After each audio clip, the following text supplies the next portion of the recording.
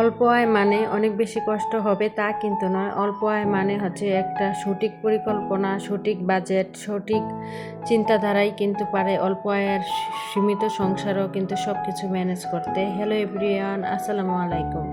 কেমন আছেন সবাই? আই হোপ সবাই অনেক বেশি ভালো আছেন। আলহামদুলিল্লাহ, আমিও আমার পরিবার পরিজন নিয়ে ভালো আছি। এই তো প্রতিদিনের মতো আবার একটি নতুন ব্লগ নিয়ে এসেছি আপনাদের মাঝে। আশা করি আজকের ব্লগটি আপনাদের অনেক বেশি ভালো লাগবে। তো আজকের ব্লগটি আমি সকালের নাস্তা থেকে শুরু করেছি। তো দেখা যায় যে প্রতিনিয়ত দেখা যায় আমি সকালের নাস্তা থেকে আর কি ভিডিওটা শুরু করি। আর আমার যেহেতু এটা লাইফস্টাইল ব্লগ চ্যানেল, আমার লাইফে আমি কি করি না করি, আমার সংসারের কাজকর্ম সব কিছু মিলিয়েই কিন্তু আমি একটা ভিডিও সাজানোর চেষ্টা করি। তবে জানি না আমার প্রিয় আপুদের কাছে আমার ভিডিওগুলো কেমন লাগে।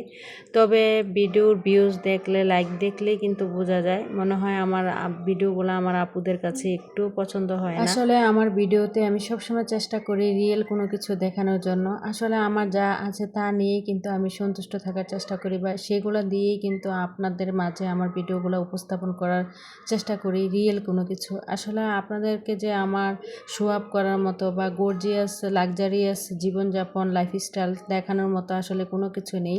তবে জানি না আমার ভিডিও দেখে আপুরা উপকৃত হন কি হন না। তবে মাঝে মধ্যে কয়েকজন আপুর এত মিষ্টি মিষ্টি কমেন্ট পাই, আর এই মিষ্টি মিষ্টি কমেন্টগুলো পড়লে তখন কিন্তু আমার নিজেই মনের মধ্যে অনেক বেশি আনন্দ কাজ করে আর আবার একটা নতুন ভিডিও বানাতে। আসলে দেখা যায় যে ইউটিউব থেকে কিছু পাই আর না পাই, তবে ইউটিউবে কাজ করতে এসে আমার অনেক মিষ্টি মিষ্টি আপু পেয়েছি, তাদের ভালোবাসা পেয়েছি, যেগুলো আমি কোনোদিনও ভুলতে পারবো না। যদিও জানি না ইউটিউবে থাকবো কি থাকবো না, কারণ ইদানিং ভিডিওর ভিউজ দেখে মন এত বেশি খারাপ লাগে আর ইচ্ছেই করে না যেন আমি একটা নতুন ভিডিও বানাই।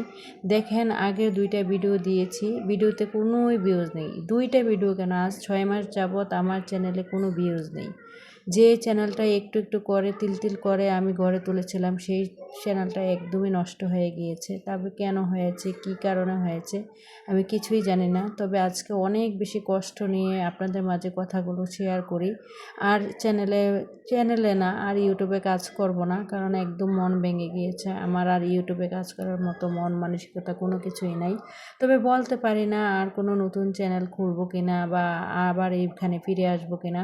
তবে ইউটিউবে কাজ করব না সিদ্ধান্ত নিয়ে নিয়েছি, কারণ ইদানিং ভিডিওর ভিউজ দেখলে মন এত বেশি খারাপ লাগে আর ভালোই লাগে না ইউটিউবে ভিডিও দিই।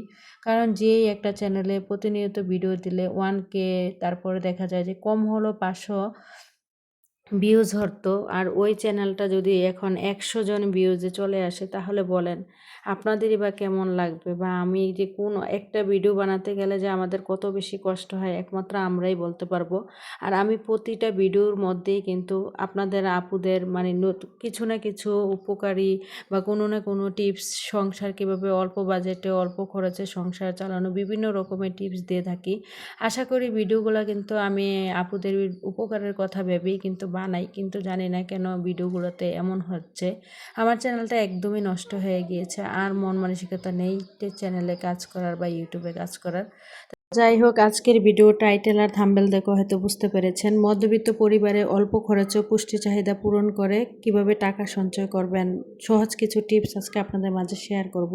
তো এখানে আর কি আমি বাজারে গিয়েছিলাম আগের দিন বিকেলবেলা। তো বাজার থেকে এখানে কলা, তারপরে দেখা যায় আম, করলা, পেঁয়াজ আর মিষ্টি কুমড়ো নিয়ে এসেছিলাম আর কি। এগুলা আসলে অল্প খরচে বা অল্প টাকা কম দামি ফল ফ্রুটের মধ্যেও কিন্তু অনেক পরিমাণে কিন্তু পুষ্টি গুণ থাকে। আর আজকে যে বাজারগুলো নিয়ে এসেছি, এগুলা দিয়েই কিন্তু আমার সংসারের, আমার বাচ্চাদের কিন্তু অনায়াসেই কিন্তু পুষ্টি চাহিদা পূরণ হয়ে যাবে। আসলে পুষ্টি চাহিদা পূরণ করতে হলে যে সবসময় যে দামি ভালো মানের খাবার আনতে হবে তা কিন্তু না, কম দামি খাবারের মধ্যেও কিন্তু অনেক বেশি পুষ্টি লুকিয়ে থাকে। শুধুমাত্র আমরা যদি একটু সঠিক পরিকল্পনা, একটু সঠিক বুদ্ধি, একটু টেকনিক খাটিয়ে যদি সংসারটা চালাই বা বাজার খরচ করি, বা দেখা যায় যে ফল ফ্রুট নিয়ে আসি, তাহলেও কিন্তু খুব অল্প দামের মধ্যে কিন্তু সংসারের সবার পুষ্টি চাহিদা পূরণ করেও কিন্তু দেখা যায় যে আমরা চাইলে কিন্তু টাকা পয়সা সঞ্চয় করতে পারি। আসলে দামি দামি খাবারের মধ্যে যে অনেক বেশি পুষ্টিগুণ লুকিয়ে থাকে তা কিন্তু নয়, কম দামি খাবারের মধ্যেও কিন্তু অনেক ভালো পুষ্টি পাওয়া যায়। দেখা যায় আজকে যে কলাগুলো নিয়ে এসেছি, কলার মধ্যে কিন্তু প্রচুর পরিমাণে আয়রন থাকে, আর এই আয়রনটা কিন্তু বাচ্চাদের আয়রনের ঘাটতি পূরণ করবে। তারপরে আম নিয়ে এসেছি, আর এখন কিন্তু বর্তমান সময়ে কিন্তু বাজারে অনেক মৌসুমি জাতীয় ফল ফ্রুট পাওয়া যায়, আমরা আখ বা কুশর, কলা, তারপর পেয়ারা, দেশি পেয়ারা। আর সবসময় চেষ্টা করবেন মৌসুমি জাতীয় ফল ফ্রুট বাচ্চাদেরকে দেওয়ার জন্য। আর মৌসুমি জাতীয় ফল ফ্রুটের মধ্যে কিন্তু প্রচুর পরিমাণে পুষ্টিগুণ থাকে। আসলে দামি দামি খাবারের মধ্যে যে পুষ্টিগুণ লুকিয়ে থাকে তা কিন্তু না। এই যে দেখেন, আজকে যদি যেই টাকাগুলো দিয়ে আজকে এই ফলগুলো নিয়ে এসেছি, আমি কিন্তু 200 টাকার মধ্যে কিন্তু সবগুলো ফল নিয়ে আসতে পেরেছিলাম। আর যদি 1 কেজি আপেলও কিনতে যেতাম তাও কিন্তু আমার 300 টাকা দিয়ে কিন্তু আপেলটা কিনতে হতো। আসলে সবসময় মনে করবেন না যে দামি খাবারের মধ্যেই কিন্তু পুষ্টি। আসলে সঠিক পরিকল্পনা করে যদি আমরা আমাদের সংসারটাকে চালাই তাহলে কিন্তু দেখা যায় অল্প আয়ের মধ্যে সংসারের প্রতিটা মানুষের চাহিদা পূরণ করার পরও কিন্তু দেখা যায় যে আমরা তার টাকা পয়সা সঞ্চয় করতে পারি। অল্প আয়ের সংসারে আসলে আমি মনে করি কি টাকা পয়সা জমাতে হলে বা পুষ্টি চাহিদা পূরণ করতে হলে অবশ্যই অল্প আয়ের সংসারে প্রতিনিয়ত একটা অবশ্যই খাবারের তালিকা আগে থেকে তৈরি করে রাখতে হবে। প্রতিদিন কি রান্না করব না করব সেটার যদি আমরা একটা নির্দিষ্ট তালিকা তৈরি করে বাজার করি তাহলে দেখা যায় যে অপ্রয়োজনীয় খরচও কিন্তু কম হয়, আর একদিক দিয়ে কিন্তু সংসার খরচের টাকাও অনেকটা বেঁচে যায় এবং কি খাবারের অপচয় কিন্তু অনেকটা কমে যায়।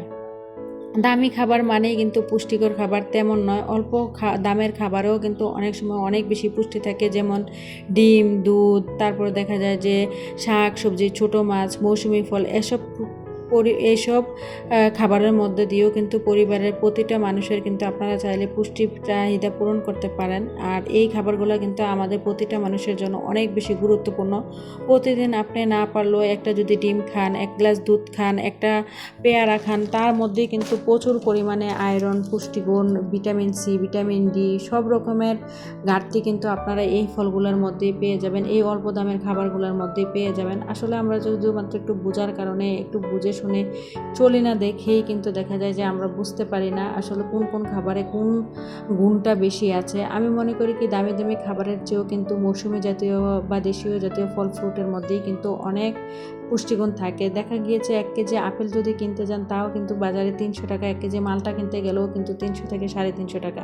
কোথায় 350 টাকা দিয়ে আমি 1 কেজি ফল নিয়ে আসবো? আর ওই 300 টাকার মধ্যে কিন্তু আপনারা চাইলে দেশীয় জাতীয় ও মৌসুমি জাতীয় যেই ফলগুলো এখন বর্তমান সিজনে বেশি পাওয়া যায় ওই ফলগুলো কিন্তু কিনে এনে আপনার পরিবারের সকল সদস্যদের বড় থেকে ছোট সকলের কিন্তু পুষ্টি চাহিদা খুব অনায়াসেই কিন্তু পূরণ করতে পারেন।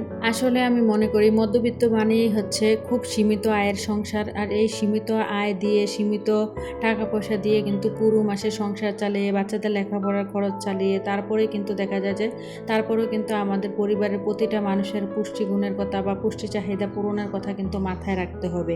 তো আসলে আমি মনে করি কি একটু যদি আমরা সঠিক পরিকল্পনা করে খাদ্য তালিকা তৈরি করি, সকালবেলা যদি একটা পুষ্টিকর নাস্তার ব্যবস্থা করি, দেখা যায় যে প্রতিদিন সকালবেলা যদি একটা ডিম, 1 গ্লাস দুধ আর একটা রুটি বা 2টা রুটি খাই তার মধ্যেও কিন্তু অনেক পুষ্টিগুণ কিন্তু লুকিয়ে থাকে। আসলে আমরা বুঝতে পারি না কোন খাবারে কোন ক্যালোরিটা বেশি আছে, কোন পরিমাণ। আসলে একটু যদি আমরা বুঝে শুনে একটু যদি খাবারের তালিকাটা সকাল থেকে দুপুর এবং কি বিকালের নাস্তা সব কিছু যদি একটু পুষ্টিগুণের কথা চিন্তা করে বাচ্চাদেরকে দেওয়ার চেষ্টা করি, এরই মাধ্যমেই কিন্তু দেখা যায় যে আমাদের সকলের বাচ্চাদের বা বড়দের সকলের কিন্তু পুষ্টি চাহিদা পূরণ হয়ে যায়। আর এভাবে করে পুষ্টি চাহিদা পূরণ করার পরও কিন্তু দেখা যায় আপনারা চাইলে কিন্তু টাকা পয়সা সঞ্চয় করতে পারেন। যেই খাবারগুলো কিনে আনতে বাজার থেকে অনেকগুলো টাকা চলে যায়, যেই খাবারগুলো দামে অনেক বেশি, আমি মনে করি ওই খাবারগুলো আমরা পরিহার করে কম দামি খাবার খাওয়ার চেষ্টা করবেন সব সময়। আবার দেখা যায় যে বাইরের ফাস্ট ফুড জাতীয় বা দামি দামি খাবারগুলো যদি আমরা না খেয়ে বাসায় যদি ঘরোয়া খাবারগুলো বাসায় যদি বানিয়ে খাবারগুলো খাই, এর মধ্যে কিন্তু দেখা যায় অনেক বেশি পুষ্টি চাহিদা পূরণ হয়। একদিক দিয়ে খাবারটা কিন্তু অনেকটাই স্বাস্থ্যকর, অন্যদিক দিয়ে কিন্তু এই খাবারটা খেলে আমরা মানে শারীরিকভাবে কিন্তু অনেকটাই সুস্থ থাকবো। আর যদি এই খাবারগুলো বাহিরের যে ফাস্টফুড জাতীয় খাবারগুলো বা যে কোনো খাবারই কিন্তু বাচ্চাদের জন্য অনেক বেশি ক্ষতিদায়ক। আর এই খাবারগুলো খেয়ে কিন্তু বাচ্চাদের দেখবেন অনেক বেশি অসুস্থ হয়। আর অসুস্থ হওয়ার পর একটা বাচ্চাকে যদি ডাক্তার দেখাতে যান তাও কিন্তু আপনার সংসারের অনেকগুলো টাকা কিন্তু চলে যায়। তাই আমি মনে করি কি সবসময় চেষ্টা করবেন সকালের নাস্তা থেকে শুরু করে দুপুরের রান্না বান্না, দুপুরের খাবার এবং কি বিকেলের খাবার সব কিছুই কিন্তু বাসায় তৈরি করে খাওয়ানোর জন্য এবং কি নিজেরও খাওয়ার জন্য। তো যাই হোক, একটু ভিডিও রিলেটেড কথা বলি। আপনাদের সাথে কথা বলতে বলতে কিন্তু সংসারের অনেক কাজকর্ম গুছিয়ে নিয়েছি। তারপরে চলে এসেছি সোজা দুপুরে রান্নাবান্না করতে। তো আজকে দুপুরের রান্নায় কিন্তু এখানে করলা ভাজা করে নিচ্ছিলাম, আর এখানে পেঁয়াজ দিয়ে পাবদা মাছ ভুনা করব। আর পেঁয়াজের মধ্যে হয়তো দেখতে পেয়েছেন, খেয়াল করেছেন কিনা জানি না, এখানে কিন্তু টমেটো পেস্ট আমি দিয়েছি। আর এগুলো কিন্তু শীতকালে যখন টমেটো অনেকটাই দামে কম ছিল তখন কিন্তু আমি ফ্রোজেন করে ব্লেন্ডার করে ফ্রোজেন করে রেখেছিলাম। আজকের দিনে চিন্তা করে দেখেন, বাজার থেকে যদি আমি 1 কেজি টমেটো কিনে আনতে যাই তাও কিন্তু 100 টাকা। আর শীতকালে কিন্তু এই টমেটোগুলো মাত্র 30 টাকা কেজি কিনে এনেছিলাম। তো 30 টাকা কেজি কিনে এনে যদি আমরা ওইভাবে করে ব্লেন্ডার করে ফ্রিজে রেখে দিই, যখন যেই শাকসবজিগুলো দামে কম বেশি থাকবে, দাম যে সময় বেশি থাকবে, ওই যেই শাকসবজিগুলো দেখা যায় যে ফ্রোজেন করে ফ্রিজে রাখা যায়। সব সময় চেষ্টা করবেন শীতকালীন কিছু শাকসবজি দেখা যায় কম দামের মধ্যে, কম দামের সময় আর কি এগুলো ফ্রোজেন করে ফ্রিজের মধ্যে রাখার জন্য। যখন দেখবেন শাকসবজি বাজারে অনেক বেশি দাম থাকবে তখন চাইলে কিন্তু ওই ফ্রিজে ফ্রোজেন করা শাকসবজিগুলো দিয়ে আপনার পরিবারের চাহিদা পূরণ করতে পারেন, পুষ্টি চাহিদা পূরণ করতে পারেন। আর এই যে দেখেন, এখন বর্তমান সময়ে কিন্তু বাজারে গাজরের দাম অনেক বেশি। আর শীতকালে কিন্তু 50 থেকে 40 টাকা থেকে 50 টাকা কেজি দরে কিন্তু পাওয়া যায়। তো আমিও কিন্তু অনেকগুলো গাজরও কিন্তু ফ্রোজেন করে রেখেছি। তো দেখেন, একটু যদি সঠিক পরিকল্পনা করে একটু বুদ্ধি খাটিয়ে যদি আমরা সংসারটা চালাই তাহলে কিন্তু একদিক দিয়ে পুষ্টি চাহিদাও কিন্তু সকলের পূরণ হচ্ছে, অন্য দিক দিয়ে কিন্তু চাইলে আমরা এই দাম দিয়ে এই খাবারগুলা সবজিগুলা না কিনে এনে যেই টাকাগুলা দিয়ে কিনে আনতাম ওই টাকাগুলো চাইলে কিন্তু আমরা সঞ্চয় করতে পারি। আসলে সঞ্চয় এমন একটা জিনিস বিপদের দিনে অনেক বড় বন্ধুর কাজ করে। আজকে আপনি বিপদে পড়ে দেখবেন আপনার প্রিয়জন মানুষের কাজ, মানে প্রিয় মানুষের থেকেও কিন্তু টাকা পয়সার বেশি মূল্যায়ন হবে বা টাকা পয়সাটাই কিন্তু অনেক বেশি কাজে লাগবে। তো যাই হোক, আপনাদের সাথে কথা বলতে বলতে কিন্তু এখানে করলা ভাজাটা করে নিয়েছিলাম। তো করলা ভাজির ভিডিও করেছিলাম, ওইটা কেটে গিয়েছে। তো একটা পিক ছিল, তো পিকটাই একটু আপনাদের মাঝে দেখিয়ে দিলাম।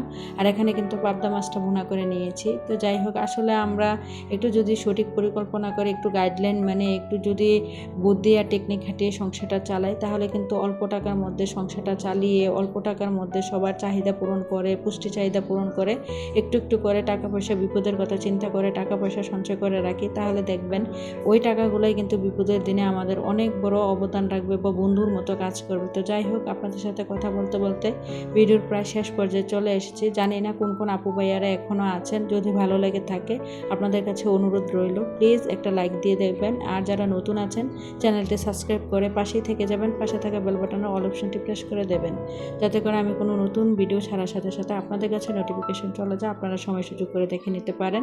তো যাই হোক, আমার পরবর্তী ভিডিও দেখার আমন্ত্রণ জানিয়ে আজকের মতো ভিডিওটা এখানেই শেষ করলাম। সবাই ভালো থাকবেন, খোদা হাফেজ, আসসালামু আলাইকুম।